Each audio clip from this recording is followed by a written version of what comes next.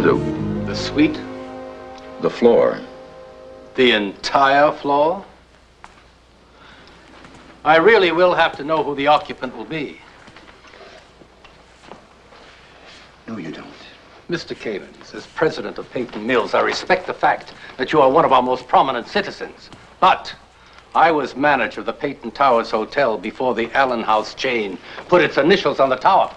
And I'm personally responsible for the personal service in which this hotel takes great pride. And I want my staff to be aware of this special guest. Personal service. That was a very nice speech. I know that the Peyton Towers plaque is still on the front door. But all you have to provide are the rooms and total privacy. Total. That means no curious bellhops or chambermaids or managers. This guest travels with the complete staff. And when does our mystery guest arrive? Oh, perhaps tonight, perhaps never. These arrangements are only a convenience. And to whom do we send the bill for this convenience? No bill. This is for the New Star Corporation. Mr. Kamens, I realize the New Star Corporation is a very powerful organization. But this is not an almshouse. It's a hotel. And we do... Didn't anyone tell you? The New Star Corporation now owns this hotel.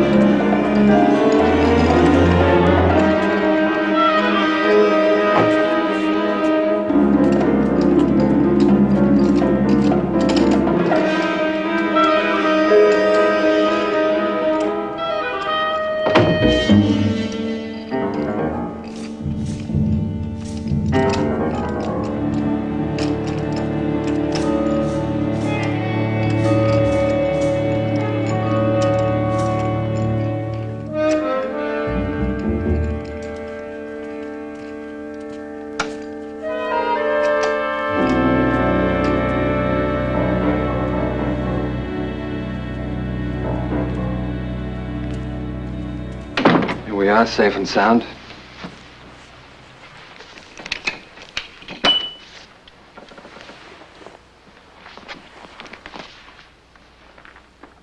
Wake up, my love.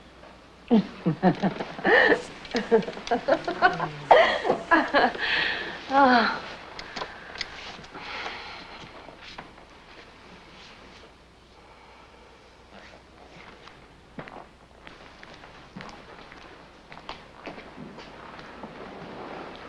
Well, Stella, how does it feel to be home? Home? Yes, I guess you could call Peyton Place home.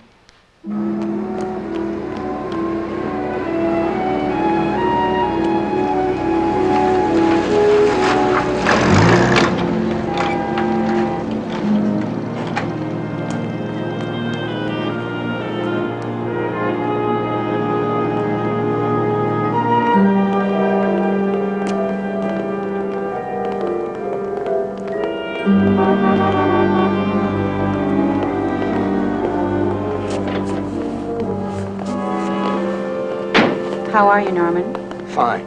How's the banking business? Today, a little puzzling. Some people came in. They asked an awful lot of questions about you and Jill. What kind of questions? The balances on your bank accounts, the mortgage on your houseboat, and your credit line with the suppliers. They even asked about your first marriage. Who were they? I don't know. They didn't have a warrant or a subpoena, but my executive vice president still cooperated. Internal Revenue Service? I don't think so. They didn't have any identification. Do you have any idea who else would want this kind of information? No. But I'll find out. Thanks for the call, Linda. We're still friends, Norman. We'll always be friends. Yep. Hey, Linda. Yes? How's married life? That depends on who you're married to, doesn't it?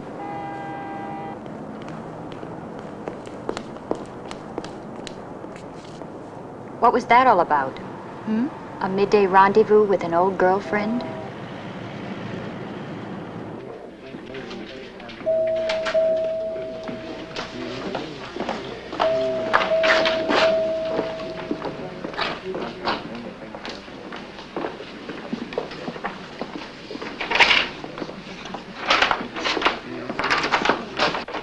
Now listen, Ellen. Andy. I'll call you right back. Now you don't go away. You mind telling me what the hell's going on around here? Dr. Jensen is the new head of pathology? I thought he was just a substitute while Carter was off on vacation. Well, his appointment's been made permanent. Well, don't you think as chief of staff I might have been consulted on this? Dr. Jensen is a new man in the community. People here at the hospital don't even know his work. It wasn't my decision, Mike. It came from higher up. Higher up, huh? And what about this new orderly that's walking around as if he owns the hospital? His name is Crimpton, and Dr. Jensen hired him. Well, it's incredible. Since the Nemo Medical Service had taken over here at the hospital, there have been more personnel changes than in the past 10 years. I know. I was one of those changes, remember? I'm going to question the intelligence of that decision.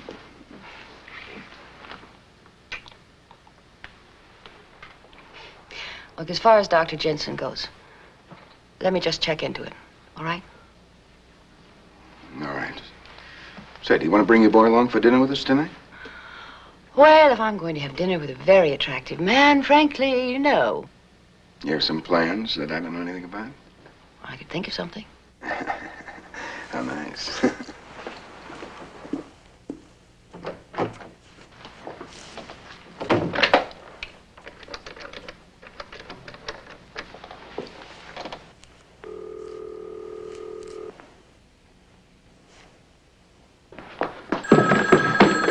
Yeah. All right. Now, Andy, I just want to know, why didn't you call me when you said you would? Andy? I was busy, Mom. Busy with what? Busy? Now, look, I want to know what you're up to. I'm not up to anything. Now, please, Andy, you have got to understand. We just can't have anything go wrong here. Look, Peyton Place is our last chance, darling. I mean, it's our very last chance.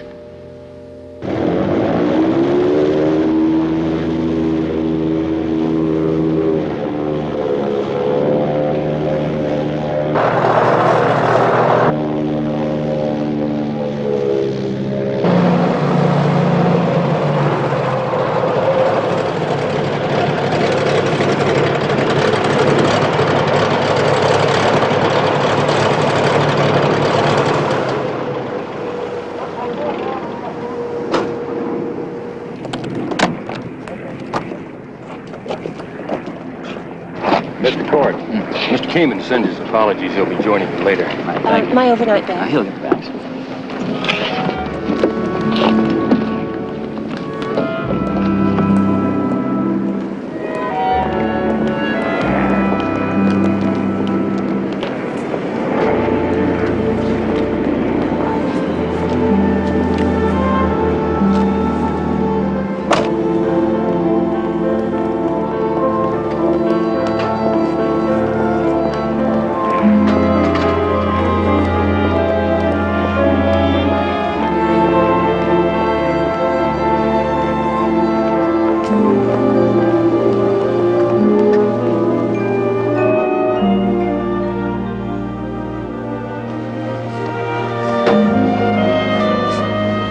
just saw a ghost get into that taxi. My ex-wife.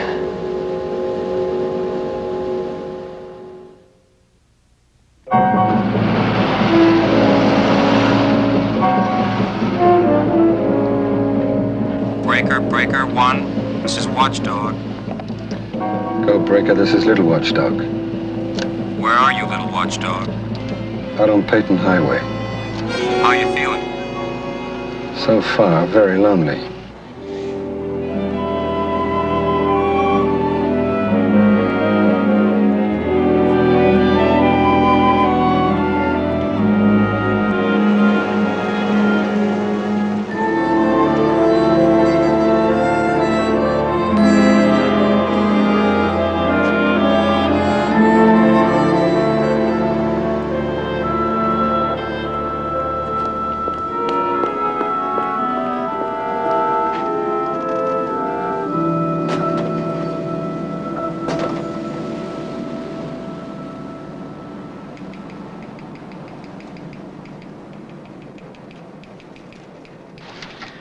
Hi, honey.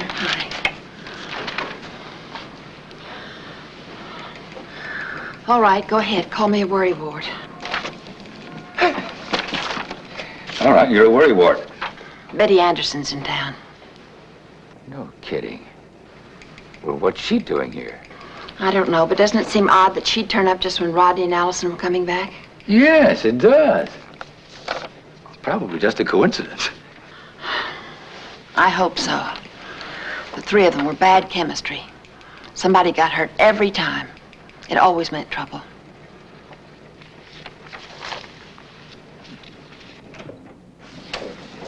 I still don't understand what you're talking about, Stephen. Are you here for business or pleasure? A little of both. Why didn't you bring your wife? I did. She's at the inn resting. What's her name? Carla. Carla. Now you're asking the questions. Well, Tell me something. How's Rod? You can ask him yourself tomorrow. He's here? Mm-hmm. well, he and Allison are going to be in town here tomorrow night. Allison, I thought she disappeared. Rod finally caught up with her. He never stopped looking. It's very romantic. It'll be like good old home week. Will they be staying with you while they're here? No, they'll probably check into my folks' trailer camp. Well, give my regards. Bye. Bye, Steve.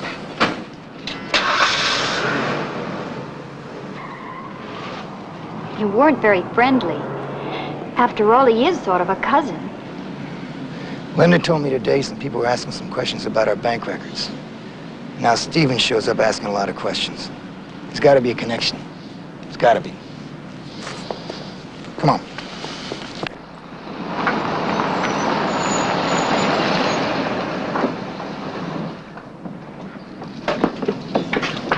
Billy. It's good to see you, Denise. Oh, you look terrific. Thank you. So do you. Oh, well. You know, I was so surprised to hear from you after all these years. I know it's short notice. I hope it wasn't an inconvenience. Oh, heavens no. I mean, what are friends for? Come on. Well, I just wanted to come home.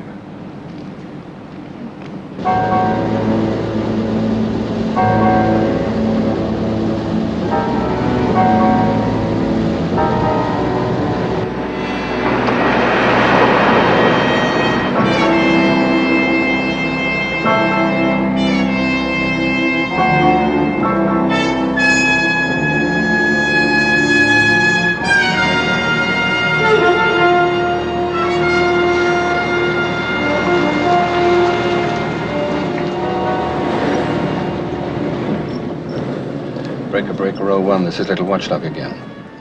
Go, Breaker, this is BWD. I'm out on Peyton Highway and I ain't lonely anymore. That's a big 10-4, LWD.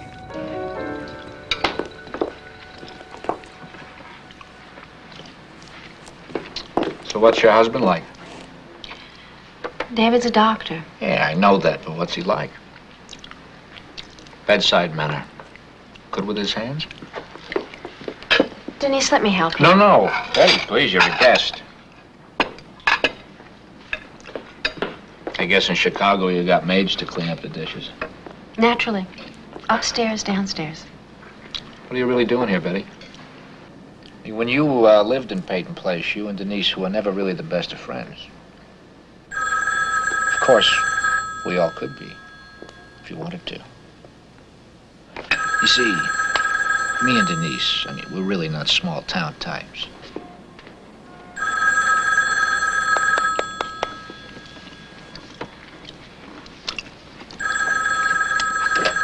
Hello. Yes. Betty, it's for you. Is there someplace else I could take this call? Yes, why don't you use our bedroom? Thank you.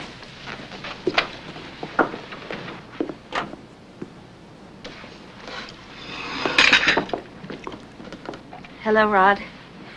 It's good to hear your voice.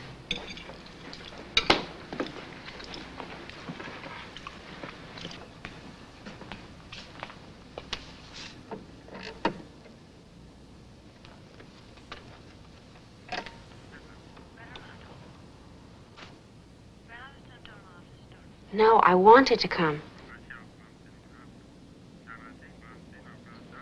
You're staying at the trailer camp? You'll be driving a Harrington in a camper. Listen, I don't want anybody to see me.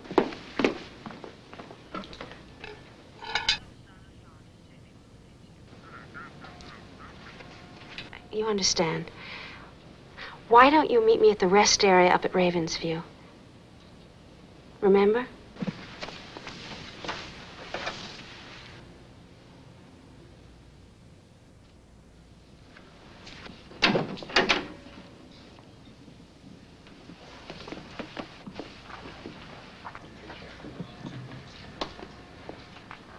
Denise?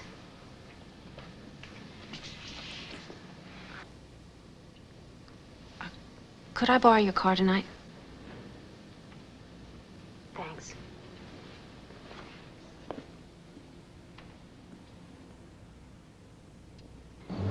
Betty, what are you doing? What are you letting yourself in for? Rod phones and asks you to come back to Peyton Place without even telling you why. And here you are on some God-forsaken road in the middle of nowhere. This is what ruined your marriage to Stephen.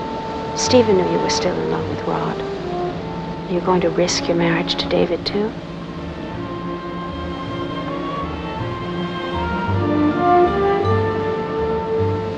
It's funny, this feeling, this excitement.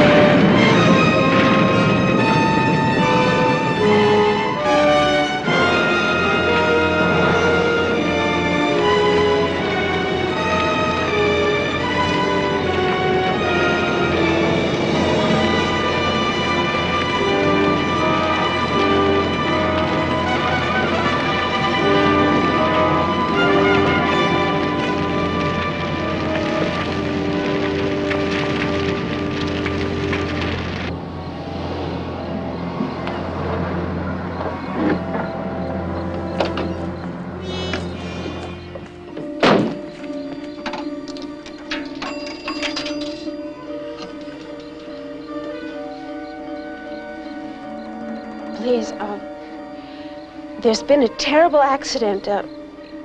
Yes, up at the rest area of Ravenview. A camper's gone off the side. My name is...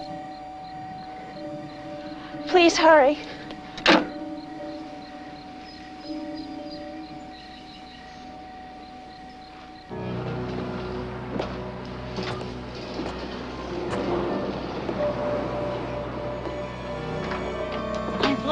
covering the place, Bo? Something came up. It was important. Rod and Allison checked in. Where are they? They went somewhere. To Allison's folks. How should I know? I'm not their keeper.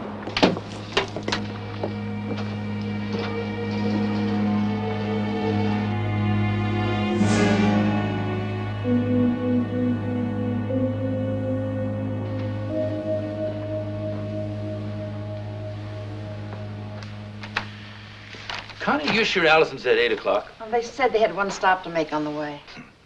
My brother's never won any medals for being on time, you know.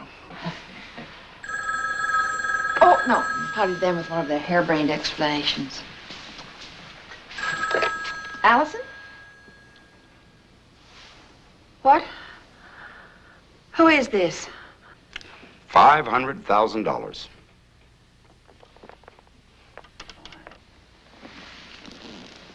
$500,000. Now, that's a lot of money.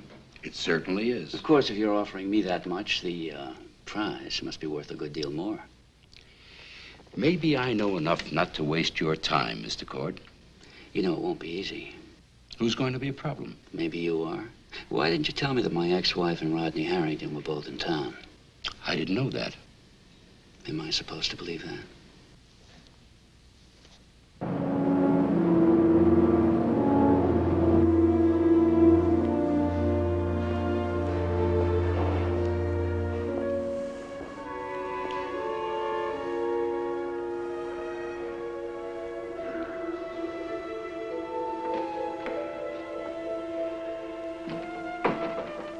Mother, I didn't want to see Rodney just now. It's late, Allison. I know what you're thinking. He's married. Yes, he is married, Allison. Good night.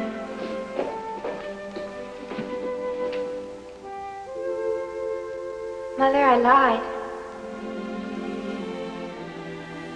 Just now when I said I didn't want to be with Rodney. I did. And I still do.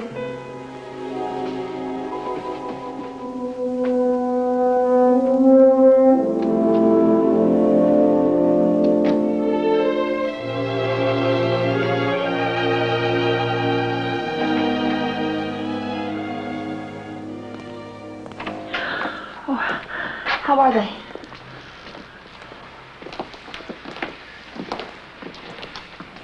What is it, Elliot? I think you better sit down, Connie. Come on. What is it? Well, Connie, they're both dead. No, that's not true. There must be some mistake. Allison can't be... Oh, no, it's not true. I'll find out. No one could have survived a crash like that. No one. I just talked to her. Just a few hours ago. She was coming to see us. Oh, it can't be true. It can't be true. No. Oh, Allison.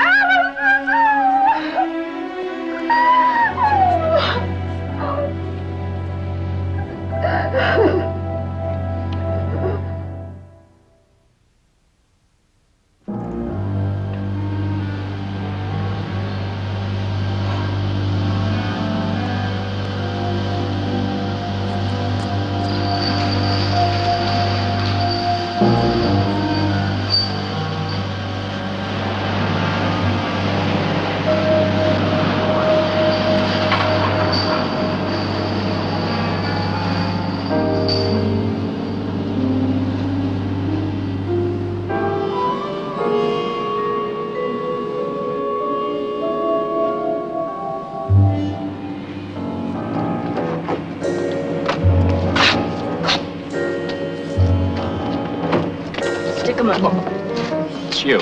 Special delivery. Come on, not tonight, honey. I'm tired. That's the switch. What's going on? None of your business. I'm afraid you're gonna lose your job. Come on. Coffee break?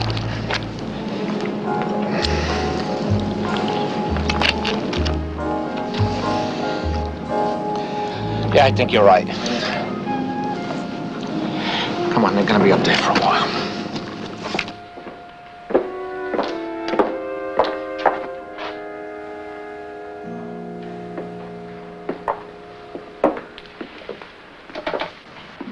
I'm sorry. Thank you. Have you ever heard anything so crazy? They're trying to say that Rod and Allison were drunk. What? Drunk? You believe that? Well, the police found a bunch of broken liquor bottles in the van. Were they drunk, Mike? Well, I don't know. I didn't examine them. All I did was identify them. Well, Allison didn't drink. Neither did Rod. It doesn't make any sense. Rod was never drunk a day in his life. He'd never do anything to dull his senses. I just don't understand it. Betty, what are you doing here? He's dead, isn't he? I saw the accident. I was the one who reported it. Betty, what's this all about? Rod called me a week ago and asked me to meet him in Peyton Place. He said it was very important. What was? I don't know. You don't know? You know me. I never questioned Rod. He said it was something that couldn't be settled over the telephone, that it would be easier to handle here in Peyton Place. And Allison and Rodney weren't coming home just to see the family. They had some other reason to make this trip. Was Allison with him? Yes.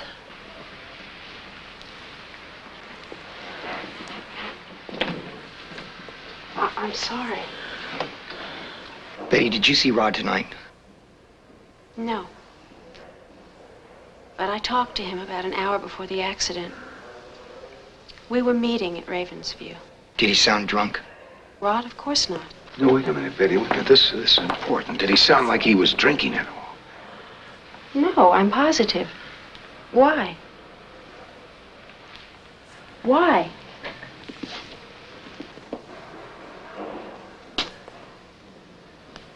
I really don't think it was an accident.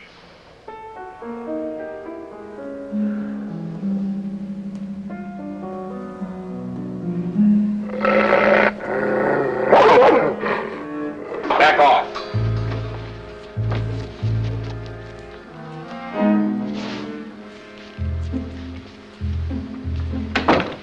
How was your meeting with Stephen Cord? He's ready to do business. As soon as he ties up his end, we've got a deal. What's bothering them? They know you don't like me.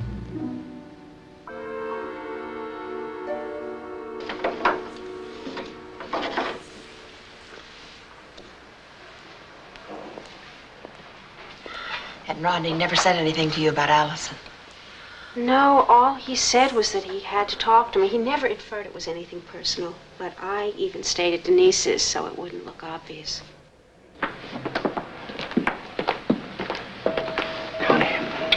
We'll have the results of the autopsy in the Oh, morning. no. Do they have to do autopsies? Well, I'm afraid it's the law, Connie. What good'll it do? We'll bring them back.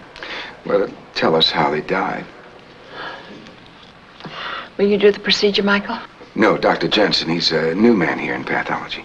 We don't have any choice, Connie. It's the only way we're going to find out what really happened.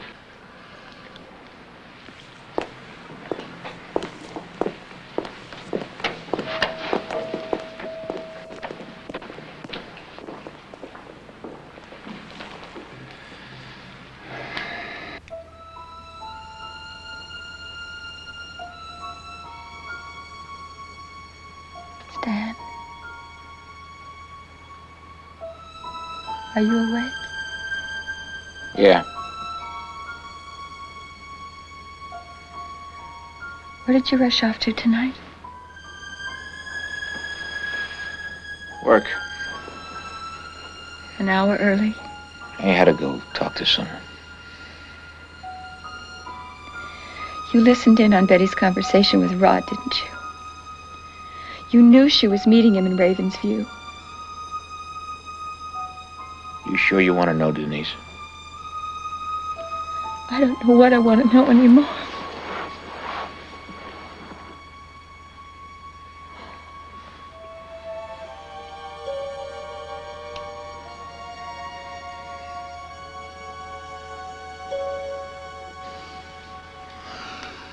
I guess you'd known Rodney Harrington and Allison for a very long time. 13, 14 years, huh? See, Rod was the very first person I ever met when I came to Peyton Place. He and Betty Anderson came out to meet me the first night at the train station. And Allison? I watched her grow up. I watched her grow from a frightened child to a woman.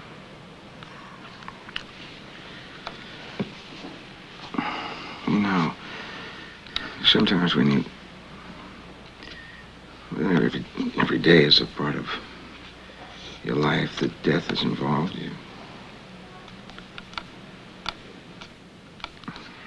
I don't know, you just... I never can't think about him being gone, so... You're cold. Just out of the habit of being touched. Must feel like losing one of your own children.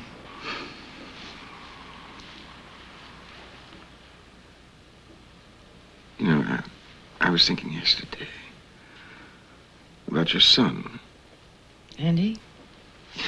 Yes, you know, I think it would be good for him if I got him out on the boat. You know, to crew for us and all. I mean, I think it would help him. I think it would draw him out. You could talk him into it. I mean, he's a very shy young man. Well, that's it, don't you see? I mean, it would get him active, make him participate in something. Well, thank you, Mike. He needs something like that. We'll do it.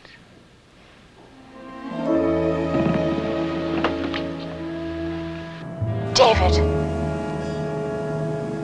something terrible has happened. What do you mean? Has something happened to you? Betty? Rod's dead. What? He's dead. How did he die? They say it was an accident, but I may have to stay here for a while. Why, darling? Well, some of us think that maybe he was murdered. I was the only witness. Well, how did that happen? Don't make me explain it over the phone.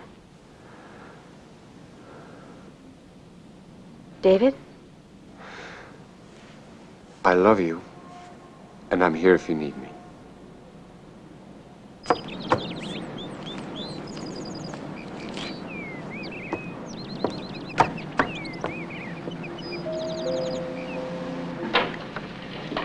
I'll call you tomorrow. Hi. Hi. You seen the paper? No, we heard it on the radio. Betty, you remember my kid sister Bonnie? Sure. You were more of a kid when I knew you. Aren't you going to be late for school? English is my first class. I hate English. I hate it almost as much as I hate history.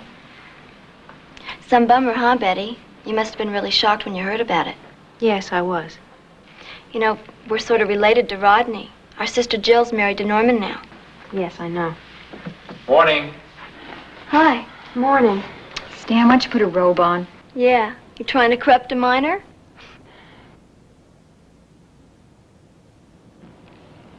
Oh, Betty, I don't understand any of this.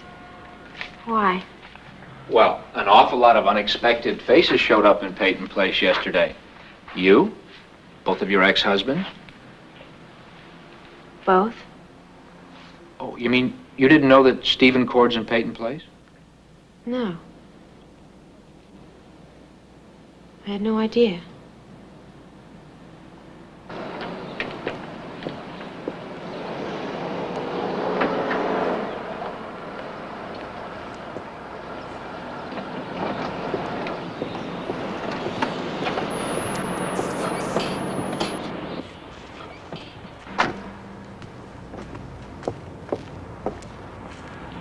Mommy will be back in a little while.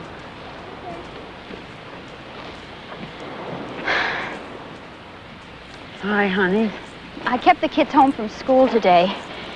They don't really know what's happened, but, well, it just seemed right. Would you want to leave them, Jill? Gets kind of lonely now that Bo's working back at the mill again. No, I just wanted to talk to you about something. Well, what is it, honey? Mom, Allison and Rod, when they checked in here last night, were they drinking? You know me, honey. I never spy on people, especially friends. Yeah, I know it. It's just that... Mom, why did it have to be them? I know, honey, I know.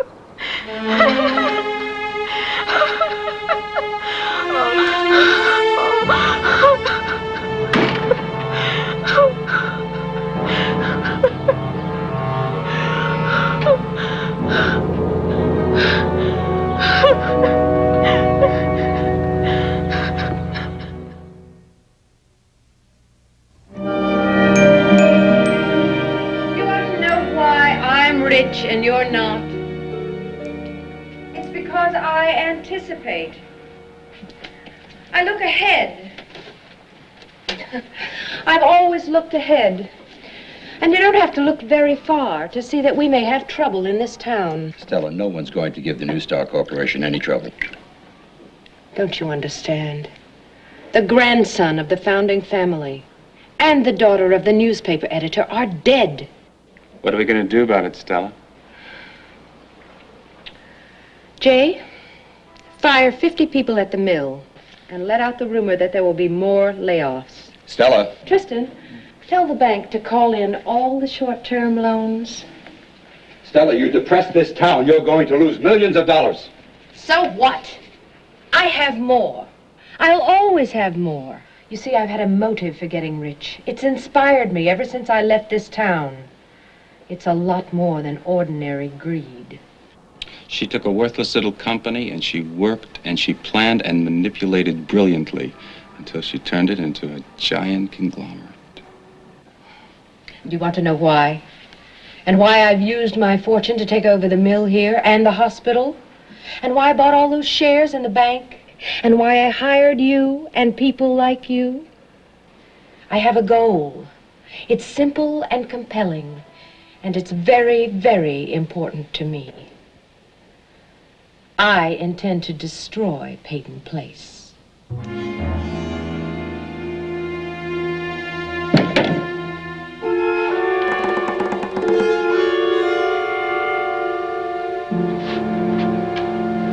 Can't argue with the facts. They're your facts, not mine. Well, look, your brother's alcohol count was almost 2.5. Excuse me. Look, doctor, I don't care what your report says. I would like another opinion if I have to fly in a whole plane load of pathologists. Mr. Harrington, when we grieve, we often have these delusions. Hey, doctor, don't patronize me. Norman, that's not going to help anything. Have you seen this list? Yeah, Mike Rossi read it to me on the telephone. Are you Dr. Jensen? Yes? Well, I'm Allison's father. I'd like to take a final look at her. Oh, Mr. Carson, the fire and all. In life, I hear your daughter was very beautiful. Now... I don't care about that. I want to see my daughter. Well, I wish you'd think about it. Quit stalling, doctor. I'm not stalling. Tommy. Yes, doctor. Would you mind showing Mr. Carson his daughter? I'd like to see my brother, too. Would you come with me, gentlemen?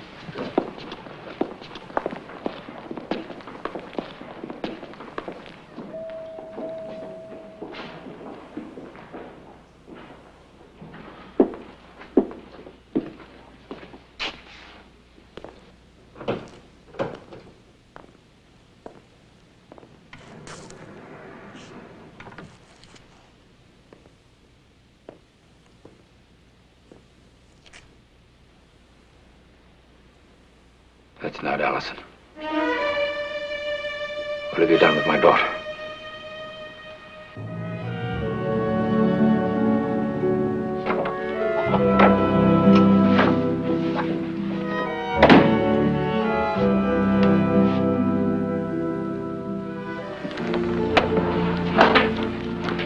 You can forget the packing. We're not leaving. It would be lovely to know ahead of time when there's going to be a change of plans. Wouldn't be a change then, would it? Does this change of plans have anything to do with Rodney Harrington's death? It has to do with the business that brought me here.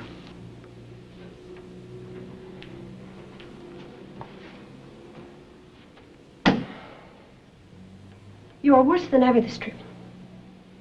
You are secretive, you're calculating. Calculating? Do you think so? What is it this time? This business deal that you're afraid to talk about? Or is it seeing Betty again? Stephen, where did you disappear to last night? Carla, if I thought you should know, I would have told you. Stephen, I am tired of being the interrogator. But you know what this is doing to our marriage, don't you?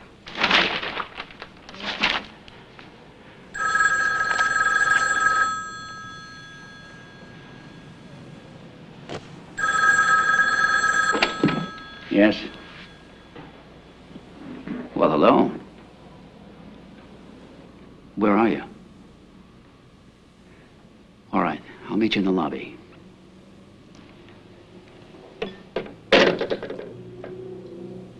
That was Betty. Betty? Before you lose your temper, just listen to me. She said she has to talk to me because it's urgent and important. I gotta go.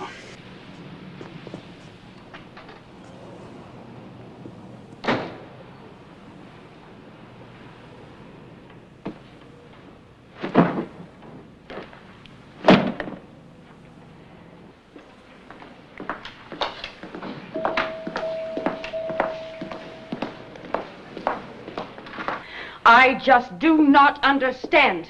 Crimpton, I don't know where you came from, but in all my years of working in hospital work, I have never had anything happen like this. So irresponsible, outrageous, and just plain stupid. Have you got any idea what you put those people through? Mrs. Considine, I'm sure. You answer me, have you? It was a mistake. Well, we just can't tolerate those kind of mistakes around here. Now, you're fired. Go down to personnel and pick up your check, and then you get out of here.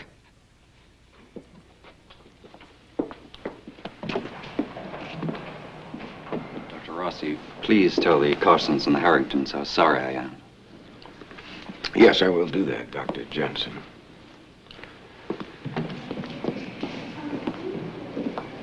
Well, you've got quite a temper, haven't you? Well, you haven't seen anything yet until we get this mess straightened out, and I mean immediately. All right, as soon as you have, let me know. I want to examine the body, something I should have done last night. You don't really think... Dr. Rossi, report to intensive care. Dr. Rossi, urgent. I'll be back. And, yes, I do think.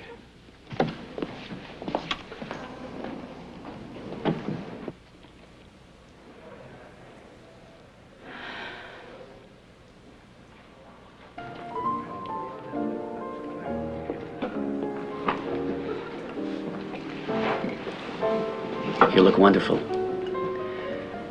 But even after all these years, that's not surprising. Would you like some coffee or a drink? No. No, thanks. I'm sorry we had to meet under such terrible circumstances. So am I. Look, I came to ask you if you know something about Rod and Allison's death. Why should I? That look on your face. I knew it so well when we were married. What look is that? The look that says, shall I trust her? Shall I trust her or go it alone? Stephen, if we can help, we owe it to Rod. Do we ever escape the past? Ever? Look, you can't go this alone. You can leave Peyton Place today, but if you do know something, it'll follow you and torture you. Norman. Norman. Stephen, Betty. Stephen, I want to talk to you. You're not the only one that thinks I know something. Do you? Something. Then tell us. You know, I think this afternoon is going to cost me about $500,000. Come on. The three of us are going for a ride.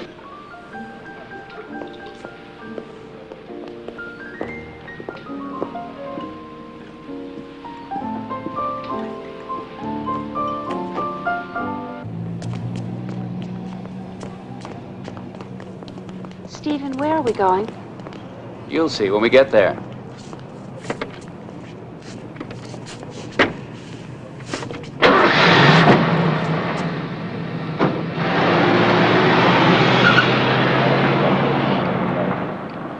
All right, all right. I'll get back to you as soon as I can then. Thank you. Look, Mike, I can understand your impatience. I thought this whole mess would be straightened out in 5 minutes. Honey, there's only one reason why anybody would try and hide a couple of dead bodies. Oh, Mike, come on. Sure, it's embarrassing. And it's morbid. But I'm sure there's nothing criminal. There's got to be a logical explanation. All right, then why in personnel wouldn't they let me look at Tom Crimpton's files? Or Dr. Jensen's? Well, I suppose you asked to look at my files, too. No. Should I? I'm sorry. Look, Mike, Crimpton has just been fired. I'm sure that the problem is simply that his files are still in processing. Well, maybe that's what he's moving out of the building now, in a rather strange-looking file cabinet.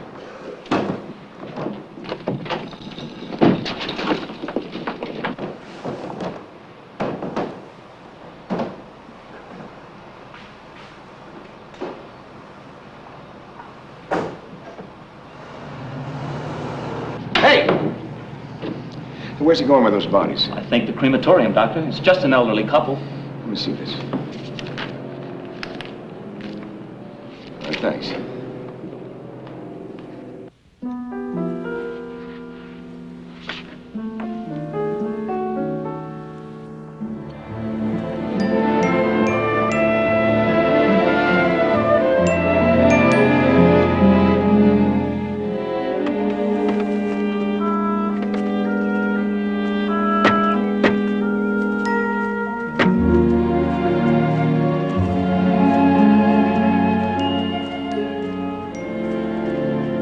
There's your answer. Somewhere in those 50 acres up there. We own this land. We? You, Rod, Stephen, and myself. So, this is Indian Hollow. Martin Peyton left it to us in his will. 4 equal shares. 1 to each of his grandsons. 1 for you, 1 for me. Grandfather always wanted to put a fence up out here and just leave me here. What's this got to do with Rod Nelson's death? I don't know. But last night, Jay Kamens made me a very interesting proposition. Who's Jay Kamens? He runs the mill. He's the local straw boss. Takes his orders from the New Star Corporation. What was the proposition? He offered me $50,000 for my share of Indian Hollow and $500,000 if I could deliver all 4 shares. $500,000? Why would anyone offer $500,000 for this place? Who knows? But I checked the director of the New Star Corporation. There wasn't one familiar name on it. But I think that somebody we know is behind the offer. Somebody who knows us very well. Why? Well, for some reason. They thought that I could be gotten to. That, you two and Rod couldn't. Stephen. It's true. Nobody sent a private plane after you. Or offered you a $500,000 bribe. Nobody. It's somebody who knows us very well. We all go back together a long way. A lot of people have crossed our paths. Yeah. And one of them might be a killer.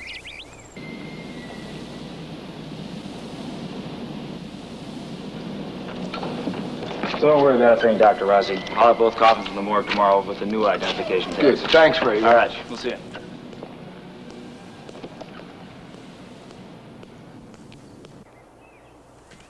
Maybe there's some rare mineral here that we don't know about. No.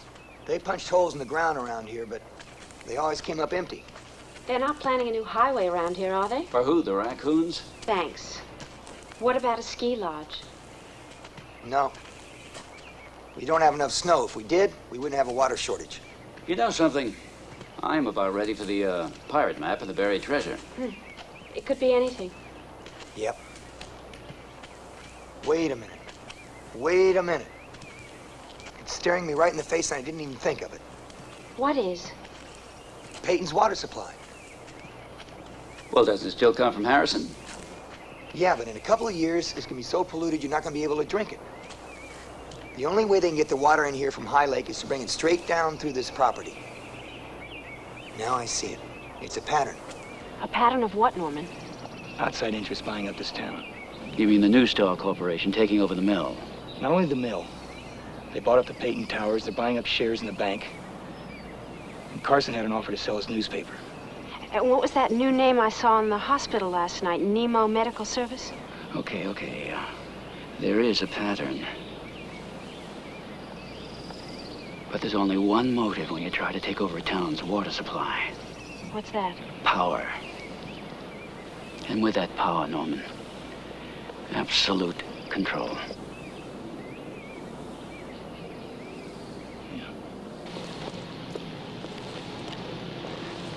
You know, you kind of remind me of Rodney Harrington. Big, good-looking. I was just a teeny tiny when he lived here, but I had the biggest crush on him. I see you watching me in school, Andy. You do? I don't mind, though. I like it. Bonnie, would you like to maybe do something with me sometime? What'd you have in mind? Well, I don't know. A movie or maybe ice skating. I've got to go, Bonnie. Andy!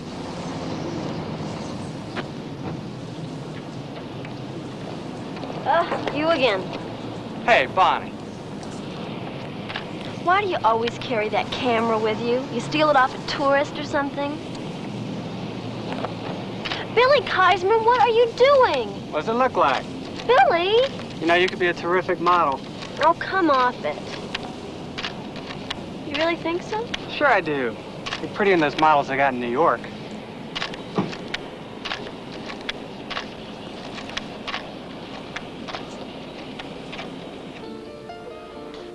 Yes, I do feel like a fool. I mean, how did you expect me to feel?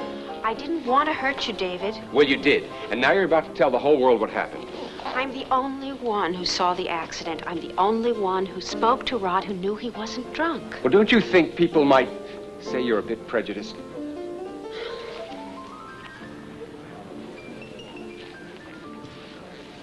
I'm sorry. I know you have no other choice. Will you move in here to the inn with me? Are you staying? Of course I'm staying. I don't know why, but I'm staying. Do you want me to move in? Yes. I feel as if you're going to bring along a squad full of ghosts with you. I still love you, and you're still my wife. Okay? Okay.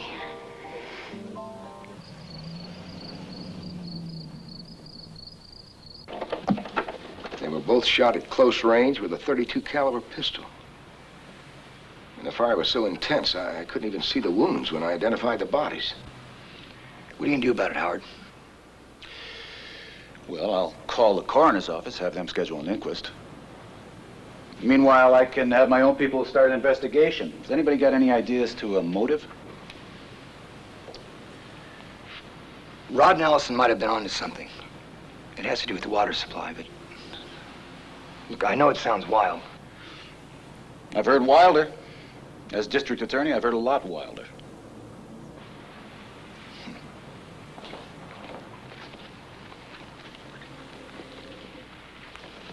Betty, I'm sorry you're leaving. We'll still have time to visit. How long do you think you'll be in town? I don't know. It might take quite a while. Do you think your friends have found something more about the accident? I better not say, Denise.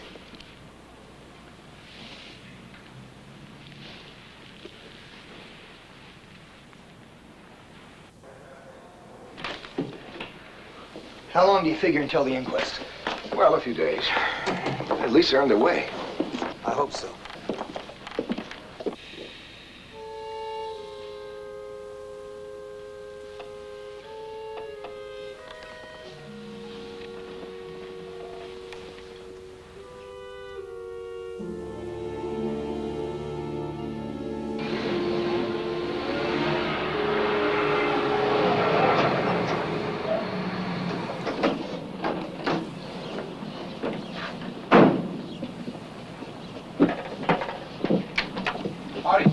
Morning. Got a spot for the old heap? How long are you planning to stay? Well, it's hard to say. You here on business? Do I look like a businessman? Why the third degree, Bo? His money looks as good as anybody's. Thank you, ma'am. I'm mighty grateful. Haven't had a good shower for days. Park right over there. Thanks.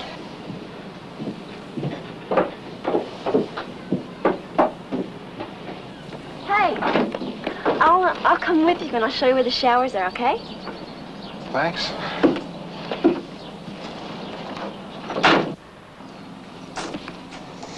Roy Springer, musician. No permanent address. So? You better get hold of yourself, mister. These days, even the breeze makes you nervous.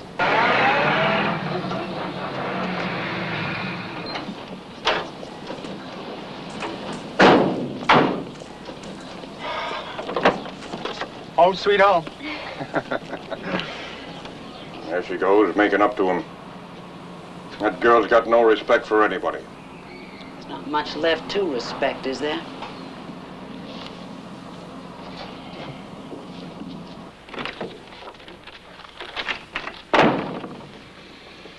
Hello, Ruth.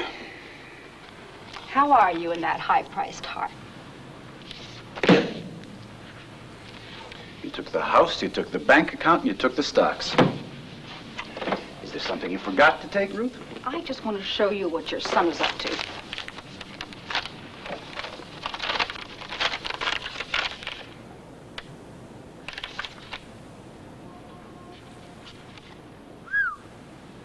Billy took these. Well, you bought him off with that expensive camera, and that's what he does with it.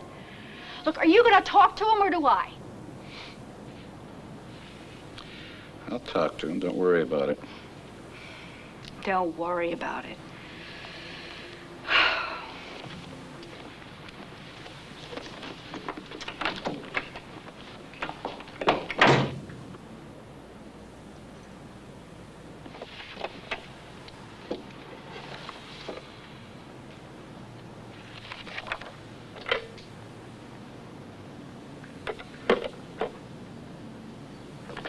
Thirsty? Hey, where'd you get those? My father's got the world's largest collection. Oh, no. He was unfriendly enough when I checked in. I mean, for a man who runs a trailer camp, he sure doesn't like strangers. He just got a headache today. Yeah, the whole town must have a headache. What is it, that accident that's got everybody so uptight? Guess so. They stayed here, the two who died, huh? Uh-huh. Hey, this your guitar? Yeah. Oh, let me play it. Not right now. Oh, come on. Bonnie. I'm not keep gonna that hurt back. anything. Come on, what's the big deal?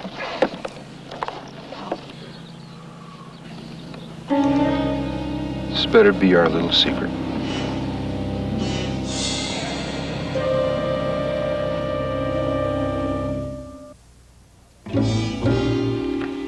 How long is it going to take before we stand up to this mysterious New Star Corporation? So that they can't threaten our homes and our jobs and our lives and our futures. Are you sure you want to go that far, Mr. Carson? Yes, I'm sure, every word of it. How long is it going to take before the facts become self-evident? It's been nearly a week now since the deaths of Allison Mackenzie and Rodney Harrington. How long is it going to take before we admit what's taking place here? How long is it going to take for the coroner to ask for an inquest or the police to begin an investigation? The Clarion is going to continue to demand an inquest until that inquest takes place. The undersigned is going to continue to persist. Not only because the victims were a beloved daughter and a valued friend, but because he fears for the very fabric of our town. The police haven't been here to ask any questions, huh? No. Don't you feel that's kind of strange, seeing as how Rod and Allison are staying here? Police are too busy hassling the kids at the drive-in. That's about all their little brains can handle.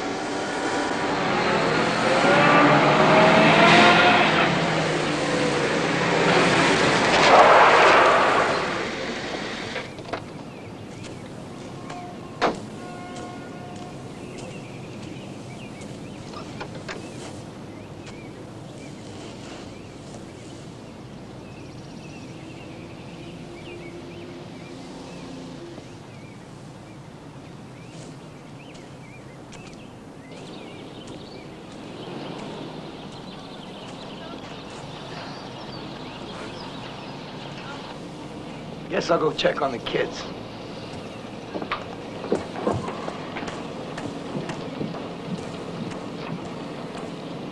Jill, honey, you two aren't helping anything. Asking questions, keeping things stirred up, won't bring nobody back.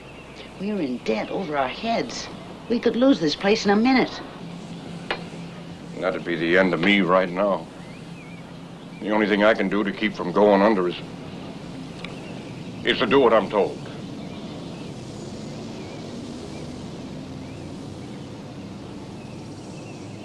Oh, Dad, what have you done?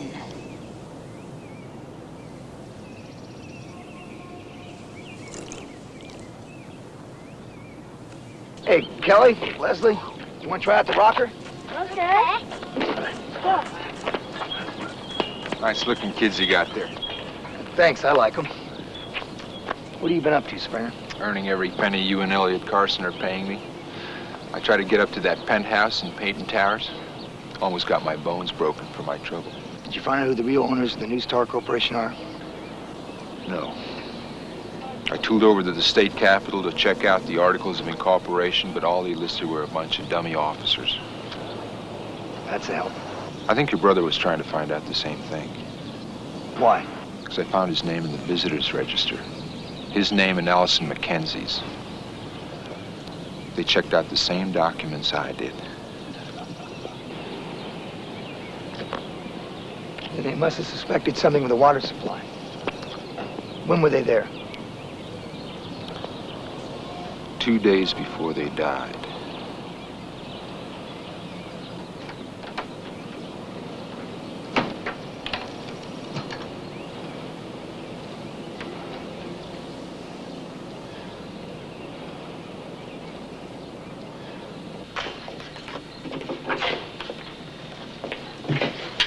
Oh, yours, man.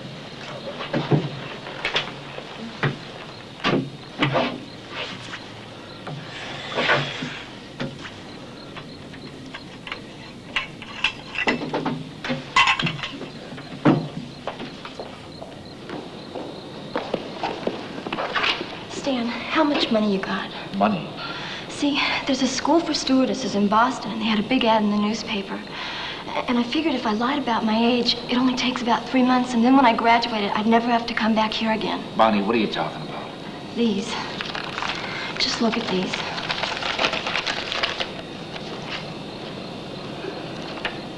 It's us at the cannery. Where did you get these? Somebody left them in my school locker. Are you ready for that? My dad sees he's gonna skin me alive. What do you think your sister's gonna do to me? This is statutory rape. I don't really look like that, do I? Shh.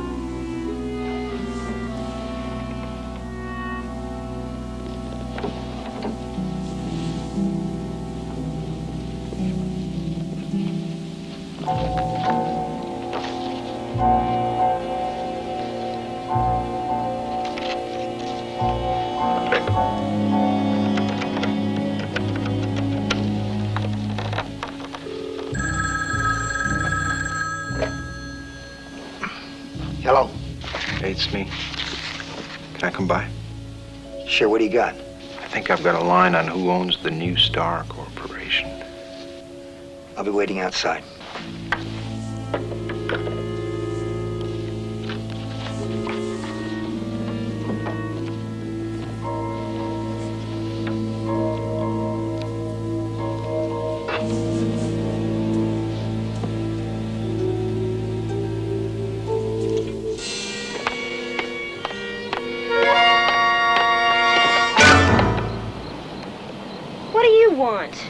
like the pictures?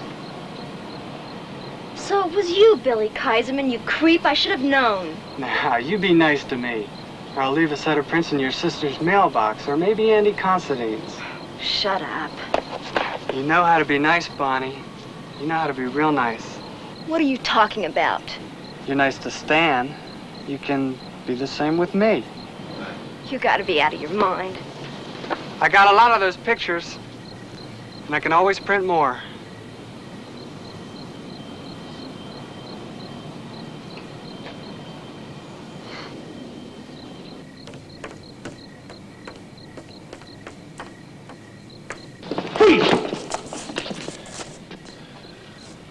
If you lose a few. Hey, you guys ought to be real proud of yourself. You just nabbed best second story man in the country. Gee, that's great, pal. That makes our night. Hey, you guys wouldn't want to make a deal, huh? Look, I got a record. See, the judge this time will send me away till I'm gray. Gee, that's too bad, but you know something? I don't believe a word Oh, you no, say. that hurts, man. I mean, I'm a crook. I'm not a liar. It's too bad. Let's go.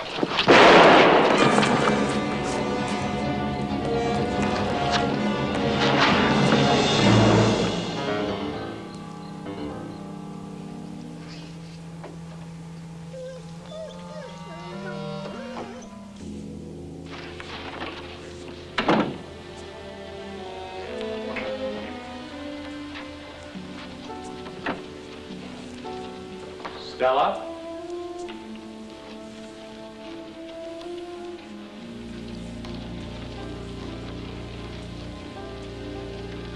Springer's dead.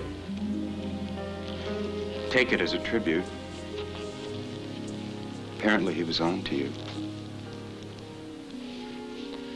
It's time for Elliot Carson and the others to have their inquest.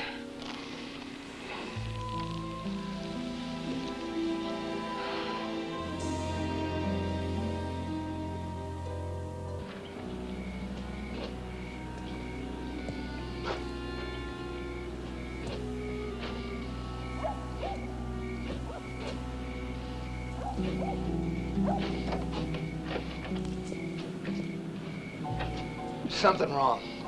Springer said he was in a hurry to talk to me. Are you going to go to the police? No. I'm gonna see what happened. Norman. What? Norman, at my folks tonight. Yeah, what about it? Never mind. Be careful. Yeah.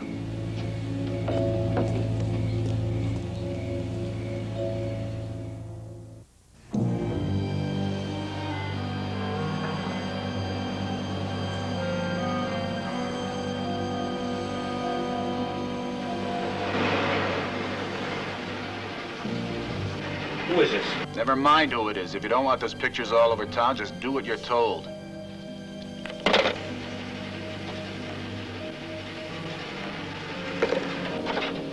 Hey, please take care of those papers.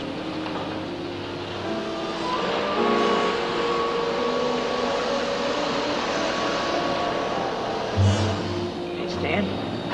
Was that an accident? No, it's a prowler. What happened? Tried to escape. I thought he had a gun and I had to shoot him. Taking a big chance coming here tonight. I had to get these records out of personnel once and for all, yours and mine. Somebody must think we're in trouble. Nothing we can't handle. Crimpton? Crimpton? Dr. Jensen, what is he doing here? It's none of your business. You get off these hospital grounds immediately. How dare you? You get out or I will call the police. I wouldn't if I were you. You're not gonna call the police. You're not gonna do anything. Because if you do, people around here are gonna start asking questions. Questions like, what's that kid of yours doing walking around on the street without an head up? What is this? What was the name of the last hospital you worked at? You know, the one that had the terrible fire. Why do you think you were hired? The new management knew all about you and your son. Yeah, what was his sentence for arson?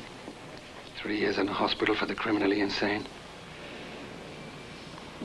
You telling me that I have been set up? Yeah. Yeah, you're through giving orders to me, Mrs. Considine.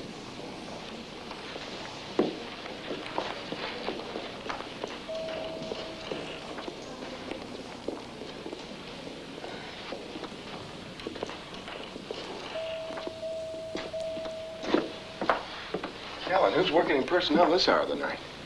Nobody. It's just some cleaning women. You all right? Yeah, it's just been one long day. I'd love to take you up on that drink you offered me. All right, let's get something to eat, too.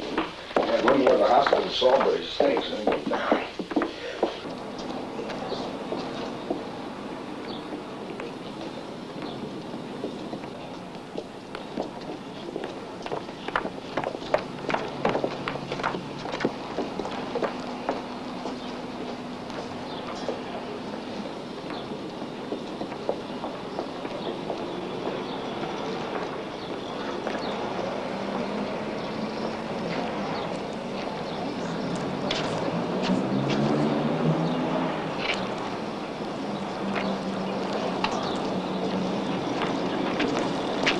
Elliot?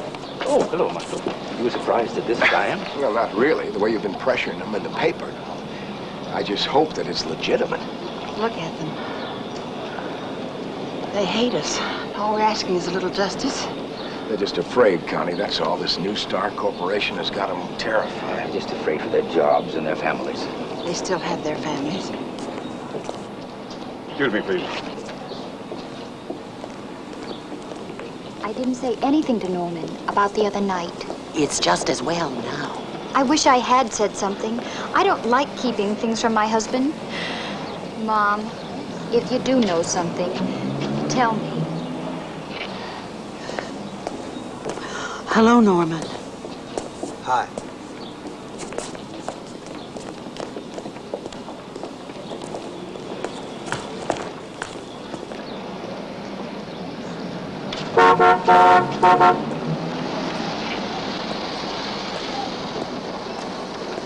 Hi, sweetheart. What are you doing here? I decided to come watch my husband in action. Well, this is just a coroner's inquest. There won't be any judge, no defense attorney. Just you? I'm not sure it's a good idea you're being here, and it's certainly not a good idea flaunting this new car. How do you hide a car, Howard? Do you have any idea the risks I've taken to keep you happy? I never asked you for this car. I never asked you for anything.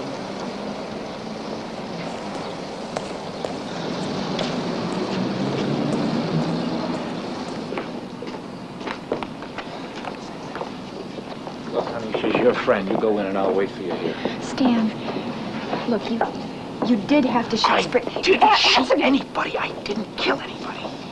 Why did you say you did? I had to. Why? All I did was tell them where Betty was meeting Harrington. Why would you say you shot him, Aaron? You didn't. Denise, I gotta tell you something. I don't want to lose you. I gotta tell you the truth.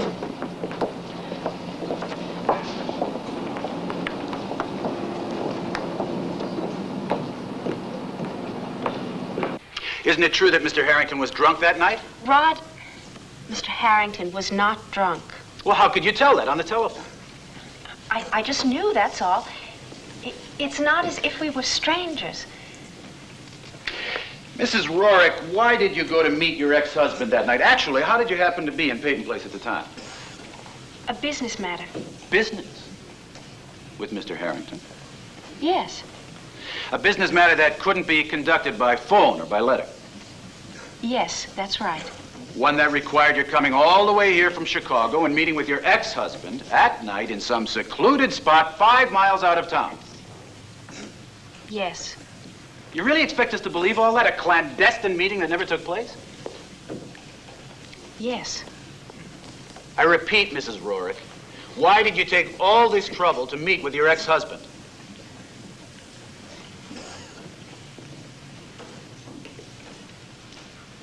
Because he asked me to.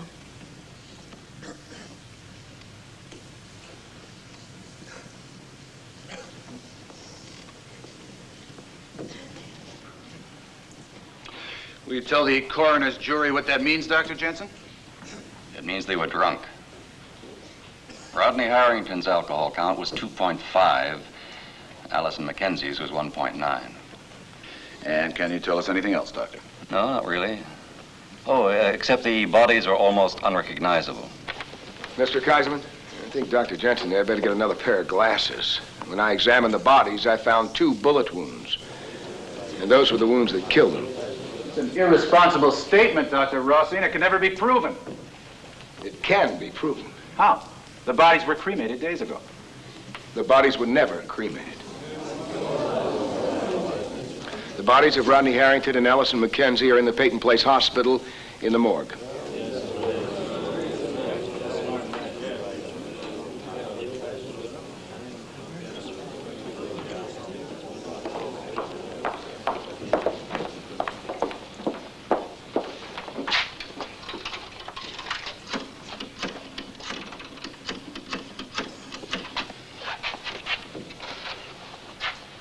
Rossi's got the bodies.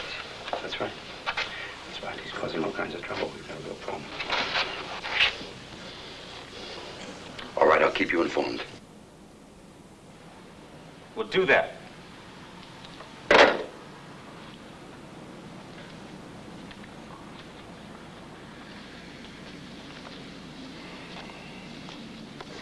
Your old friend, Dr. Rossi, is causing trouble. Michael never was one to look the other way. Are you in love with Michael Rossi?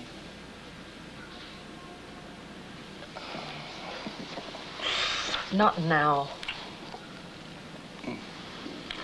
Well, I guess that answers my question. Leave me alone. As Madam wishes. Oh, Tristan. And take those dogs with you. Stella, these dogs are here for your protection. I don't need their protection. I am sick of them. I would like to see them put away. Come on, boys. Come on. Let's go. Stella. Once you've trained a beast to perform a certain service, it's dangerous to confuse him.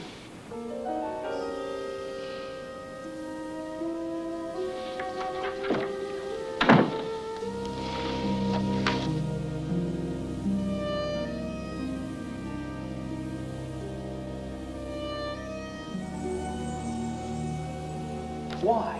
You could have such a brilliant future if you weren't determined to wreck it. Is this wrecking it? This is a matter of pride, and you know it. And what's wrong with pride? Nothing, but it doesn't thrive on lies. Don't you see, this way it becomes a sick thing. It twists on itself, becomes a malignancy of the spirit. And it's what killed your father. My father drank himself to death. Stella, alcohol was a terminal symptom. But your father died of the same thing as your brother Joey. The sick, twisted pride of a liar. Rodney Harrington killed my brother. Why are you doing this to yourself, Stella? Don't you see you're degrading your own intelligence? Lying to what? Satisfy a dead man's delusions? He killed Joey, and he's gonna pay for it. Stella, is it worth all this? Look at me. Beside what you're doing to Rodney Harrington, all right, put that aside. Is it worth what you're doing to Stella Chernick? You are way off base, Doctor. Am I? Well, maybe. Stella, take this to the district attorney. Take it to Fowler now. Tell him you've been lying. Admit it now while the jury's still out. It's still not too late. Well, so that's your pitch. I was waiting.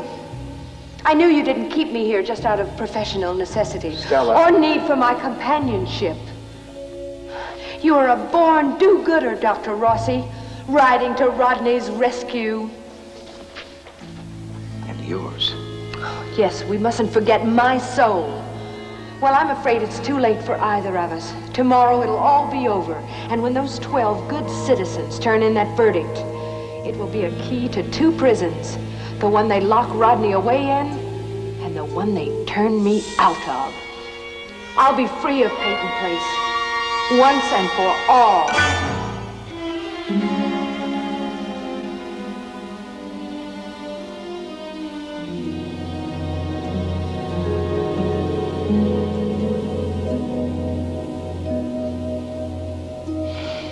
once and for all.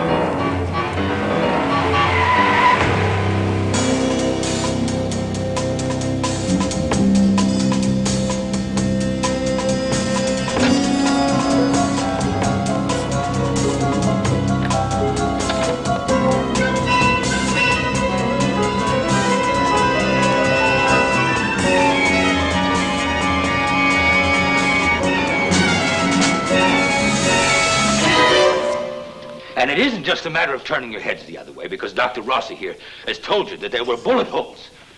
And he can prove it. But we're giving up control of our town here. First it was the mill, then the hospital, and now right here in this room we're beginning to forget the difference between right and wrong. Beginning to feel that it's easier to sort of go along with things. It's easier to say yes to evil. Well, it isn't easier, my dear friends. It's dangerous, deadly, and corrosive. Do you really think that this is going to stop with the deaths of my daughter and Rodney Harrington? Whoever it is who has you so terrified isn't going to stop with Rodney and Allison. One day they may decide that it's your daughter or your brother may stand in the way. And when that day comes, murder in Peyton Place will be an ordinary occurrence. This town used to stand for something. There was a morality here, a sense of decency. An ethic that was handed down from generation to generation, that if a man was alone and in trouble, for you to make a choice. He'd count on his neighbors looking out for him, helping them, not stabbing them in the back. Well, what's happened to that sense of decency? Have money and survival become the only things that matter? Does each one of us threaten the other? Does Peyton Place become a jungle? Norman.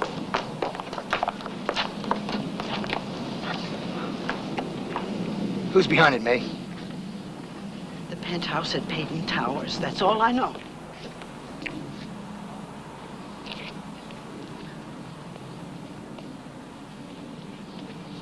She's our daughter, Bo. I had to tell him.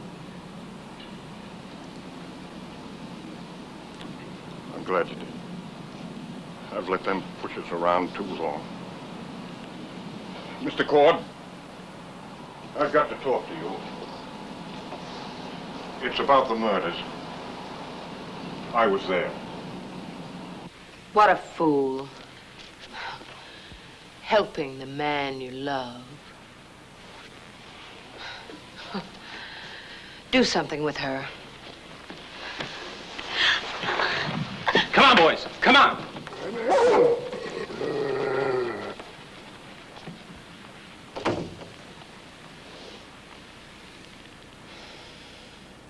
And then finally, of course, we heard the very moving fiction spun by Mr. Carson. I'm sure it touched all of your emotions, touched your fears. But ladies and gentlemen, we're here to deal with facts. Mr. Kaisman, that fiction already seems to be coming true. And I think I have the facts.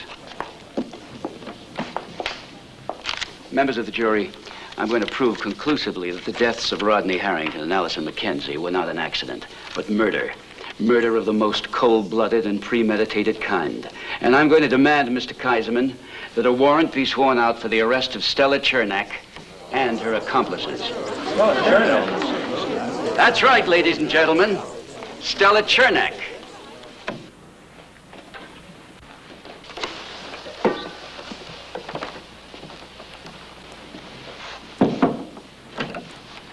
What have you done with her?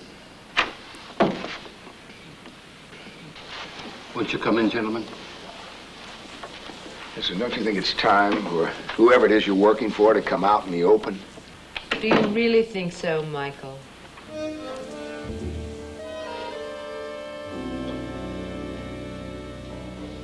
Stella? Yes, Stella. The New Star Corporation? Of course. New Stella, new star. You used to tell me how smart I was, Michael. You used to tell me to do something with my brains. Well, look what I've done. And after all these years, you're still looking for revenge for your brother's death, huh? For his murder by your brother. Where's my wife? She's in the bedroom, but I wouldn't try to get past the dog. Where's the bedroom?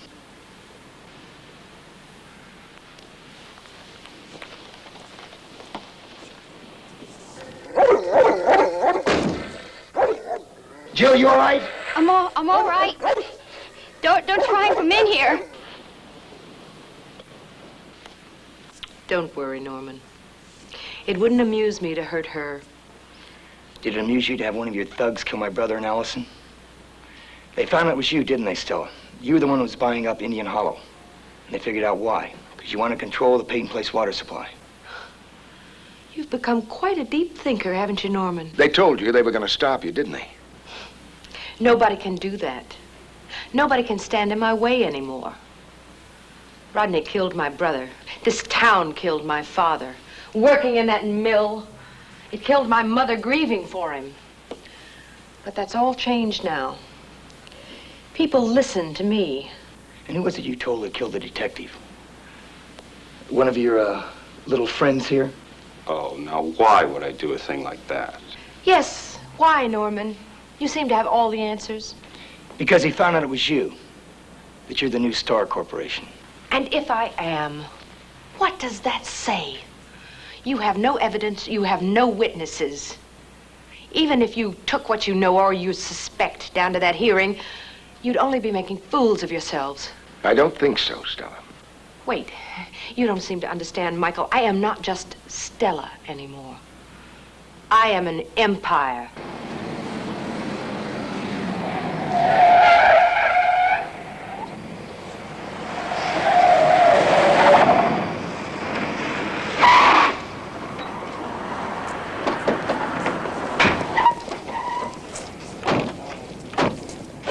Ben. Stella Chernak, Jay Kamens, and a few of the others. She's up in the penthouse. Carla, you and Betty wait in the lobby, will you? You know, I think we've finished this conversation. Your questions don't amuse me anymore. It's all supposition. Besides, I own this town. By the time this day is over, and that coroner's jury has returned a verdict of accidental death, you and Elliot Carson and the few others I don't own might as well pack your bags and leave. Yes, I understand. What is it, Tristan? The police are on their way over here with a warrant for your arrest, Stella, for murder. We're leaving. Tell Crimpton to get the helicopter ready.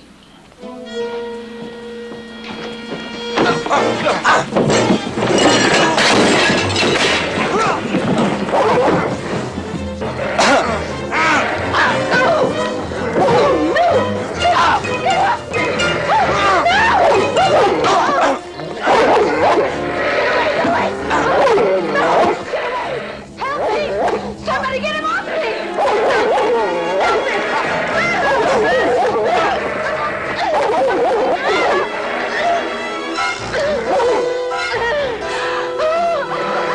Get away from me!